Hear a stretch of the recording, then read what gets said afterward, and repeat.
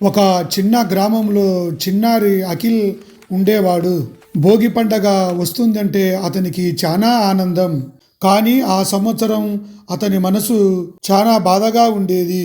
ఎందుకంటే అతని పాత బొమ్మలు, చినిగిన పుస్తకాలు భోగి మంటలో వేయాలని అమ్మ చెప్పింది.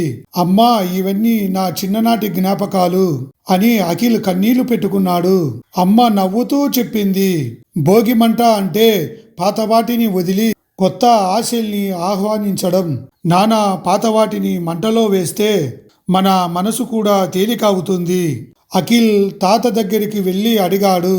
తాత మెల్లగా చెప్పాడు, భోగిమంట అంటే కేవలం చెత్త కాదు, అలసత్వం, కోపం, భయం వాటిని వదిలిపెట్టే మంట. ఆ మాటలు అఖిల్ మనసుకు తగిలాయి. అతను పాత బొమ్మలను మంటలో వేస్తూ, ఇక నేను భయపడను, బాగా చదువుతాను, మంచి మనిషిని అవుతాను అని అనుకున్నాడు. ఉదయం సూర్యుడు ఉదయించగానే గ్రామమంతా ముగ్గులు, గంగిరెద్దులు, పాటలు, పిల్లల నవ్వులతో నిండిపోయింది.